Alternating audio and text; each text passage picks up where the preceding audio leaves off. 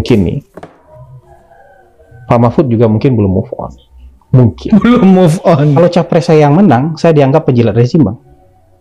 Tapi kalau capres abang yang menang, abang yang jadi penjilat rezim. Iya, iya. Kalau capres teman-teman ini yang menang, mereka yang jadi penjilat rezim. Hari ini mereka gagal aja jadi penjilat. Ini kan memang ada segmen masyarakat tertentu yang punya keinginan seperti ini. Dan saya paham betul, teman-teman ini adalah teman-teman yang patah hati. Teman-teman yang patah hati dengan Bapak Presiden. Karena dari antara 10 tahun kepemimpinan Pak Jokowi, 9 tahunnya mereka bersama Pak Jokowi. 1 tahun terakhir patah hati, dan mungkin patah hatinya belum betul-betul sembuh, dan kemudian belum bisa move on. Kenapa teman-teman media dan pendekar-pendekar hukum itu kaku mulutnya dan keluh lidahnya ketika bicara tentang orang lain yang melakukan hal yang sama dengan yang dilakukan oleh Kaisang. Naik private jet juga, dan itu sering kali juga, tanpa pernah mereka tanyakan itu asal-usul private jet itu dari mana dan dalam rangka apa. Bahkan saya yakin beberapa teman media, saya yakin aja nih, pernah naik private jet bersama pejabat tertentu. Kan beliau bilang juga sering naik. Jadi gini, saya tidak menyalahkan Pak Mahfud naik pesawat jet. Saya nggak nyalahin Ibu Mega naik pesawat jet. Yang saya minta itu fairness-nya teman-teman media dan netizen. Ketika, dan pendekar-pendekar hukum ini, ketika ada orang lain naik private jet, Anda diam saja. Kenapa yang ini Anda teriak-teriak? Kenapa untuk Kaisang Anda pakai samurai yang tajam sekali? Kalau yang untuk orang lain Anda pakai pedang film Hong Kong yang meliuk-liuk itu, yang nggak tajam sama sekali itu. Fairness-nya di mana? Ya. Kalau soal hukum, biar kasih ke orang yang ngerti hukum. Tapi dari sisi penghakiman, trial by press, penghakiman by press, dan penghakiman oleh netizennya, nggak ada keadilan sama sekali. Kecuali kita fair. Sama kayak nuduh penjilat tadi. Saya dituduh penjilat kan karena saya dukung yang menang. Iya. Kalau calon mereka yang menang, mereka yang jadi penjilat gitu. Sama-sama aja kita ini. Nah, sama kayak yang tadi itu. Ini juga naik private jet, Anda diam. Ini naik private jet, Anda teriak-teriak. Kalau tuduhan sama-sama cari makan, Bang. Apa? Lah kalau sama-sama kenapa harus marah? Maksudnya kalau sama-sama kenapa harus marah? Kenapa Anda marah sama orang cari makan, terus orang nggak boleh marah Anda cari makan? Nah, harusnya begitu juga. Atau begitu juga sebaliknya.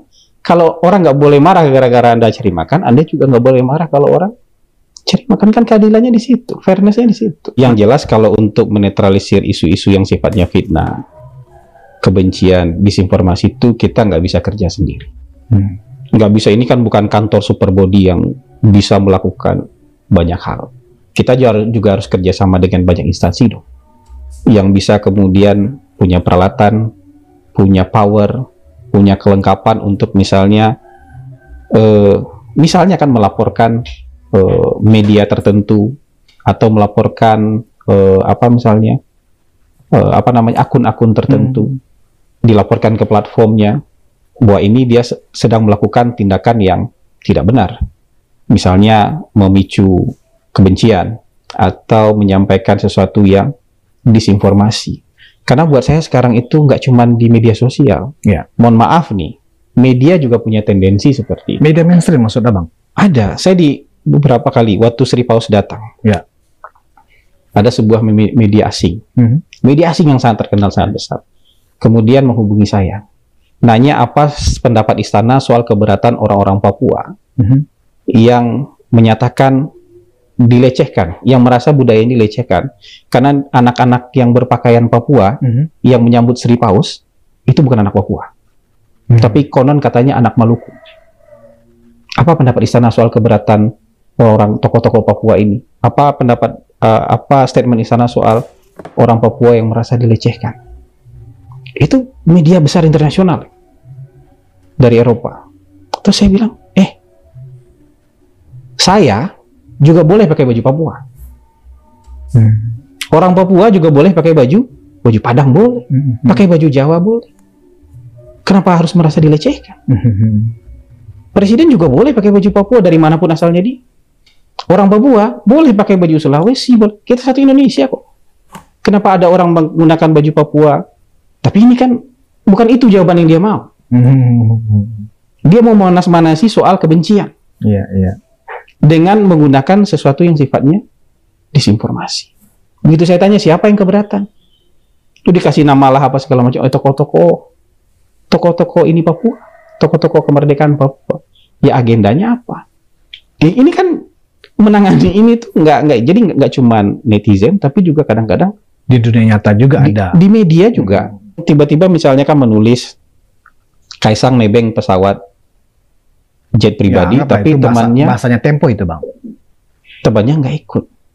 Tahu dari mana? Kesimpulan dari mana? Media lain memberitakan temannya ikut kok. Ya seolah-olah mereka sudah baca manifestnya. Baca dong.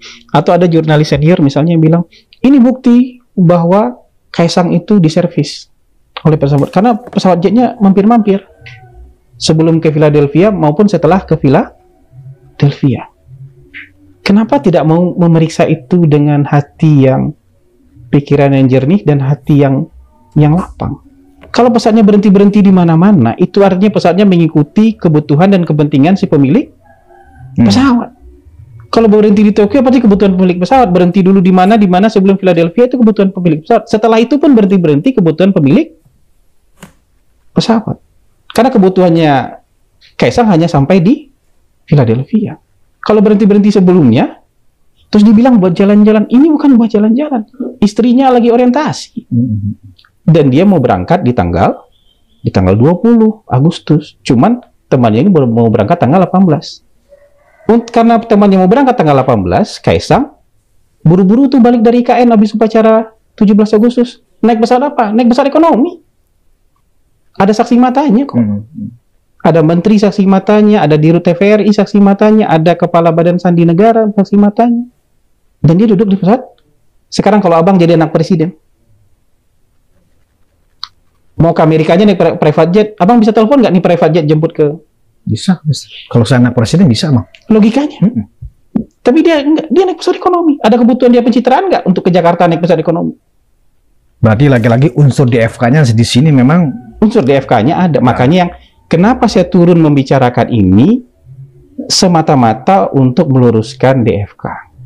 Nggak ada urusan saya misalnya dengan kita, nggak ada ikut campur urusan-urusan hukum, biarlah itu penegak hukum yang. Tapi kalau dia melapor, didesak untuk melapor kan ke lembaga penegak hukum, desak juga dong yang lain melaporkan ke lembaga penegak hukum. Kalau orang lain cukup menurut Anda klarifikasi via Instagram aja, harusnya ini anak presiden juga cukup klarifikasi via Instagram. Karena orang ini yang jadi pejabat menurut Anda cukup klarifikasinya lewat Instagram. Kenapa ini nggak cukup? Padahal orang ini yang pejabat, anak ini bukan pejabat. Nah, Bang, terhadap isu lain nih, Bang. Misalnya ada yang berkeinginan untuk tidak terjadinya pelantikan. Ada juga yang ingin mengadili, ya kan? Mereka-mereka yang orang-orang prodem ya, atau yang atasnamakan sebagai civil society. Ada yang ingin setelah dilantik Prabowo akan meminta Gibran mundur. Bagaimana istana menyikapi suara-suara di dunia media sosial yang seperti ini, Bang? Yang sepertinya diamplifikasi sedemikian rupa sehingga menjadi semacam insya Allah ini masalah nasional. Padahal orangnya itu juga. Nggak, menurut saya ini kan memang ada segmen masyarakat tertentu yang punya keinginan seperti ini. Dan saya paham betul teman-teman ini adalah teman-teman yang patah hati. Teman-teman yang patah hati dengan Bapak Presiden. Karena dari antara 10 tahun kepemimpinan Pak Jokowi, 9 tahunnya mereka bersama Pak Jokowi. 1 tahun terakhir patah hati, dan mungkin patah hatinya belum betul-betul sembuh, dan kemudian belum bisa move on. Tapi yang perlu saya sampaikan dari kejadian-kejadian ini, jelas sekali bahwa ini patah hati. Bayangkan coba apa yang akan terjadi kalau misalnya proses transisi kekuasaan kita nggak smooth. Akan berulang-ulang terus.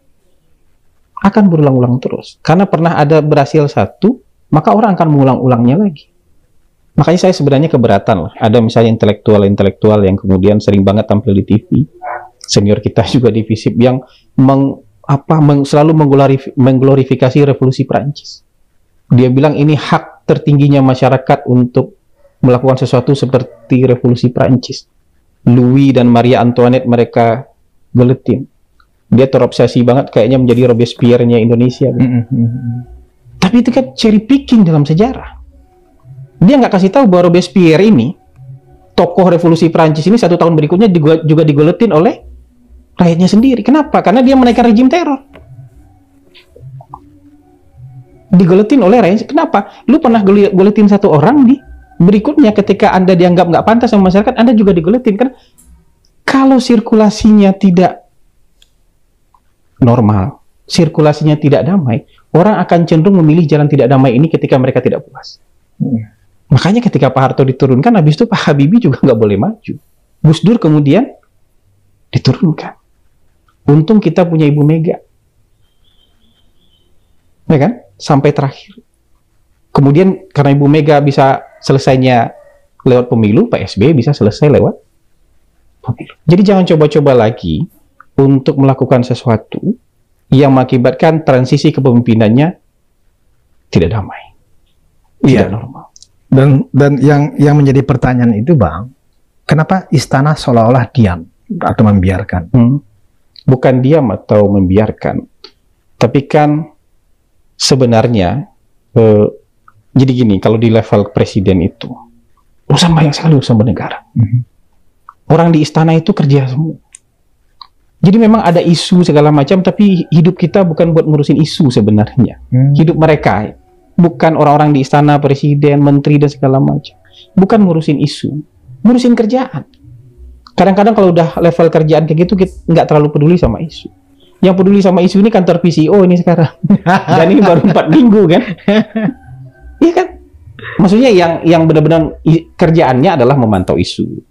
Kerjanya menganalisis isu. Kerjanya kemudian meluruskan isu-isu yang tidak benar, kantor gitu. Tapi kalau kita mau jujur di level presiden, urusannya banyak sekali. Dan presiden yang sekarang ini bekerja sampai detik terakhir kepemimpinan. Kerja. Menteri-menteri yang ada sekarang itu bekerja sampai detik terakhir masa mereka menjabat.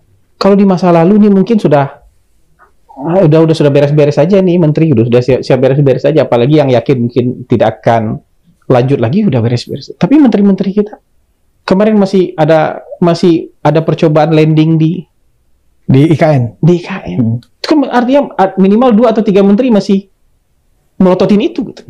Kerja sampai ini kabinet yang kerja sampai detik terakhir. Jadi isu itu kadang-kadang ya demi tercapainya sebuah pekerjaan dia terpaksa mereka nggak terlalu pikirkan. Kalau respon Pak Jokowi sendiri soal apa? Dengan serangan-serangan yang sifatnya lebih ke masalah personal ya, beliau anak-anaknya. Nah, abang kan dekat ya dengan presiden. Respon Pak Presiden sendiri gimana sih panjang yang abang pantau? Ya tentu adalah masuklah gangguan-gangguan itu ke beliau. Tapi lebih sering ya beliau mengutamakan kerja kan. Datang mengunjungi masyarakat, meresmikan sesuatu dengan berbagai macam risiko itu. Kan juga bisa diteriakin orang di lapangan. Iya, tapi akhirnya kelihatan juga yang teriak itu cuma 1 orang. Yang teriak itu cuma 2 orang, tapi sebagian besar masyarakat lain menyambut presiden. Dan itu juga tergambar dari hasil surveinya Kata Data kan. Survei mereka di 6 provinsi paling padat, tingkat kepercayaan terhadap Presiden Jokowi itu paling rendah 70% di Jakarta. Jawa Tengah 80%. Sumatera Utara 77%, Jawa Timur 79%. Jadi masih sangat tinggi.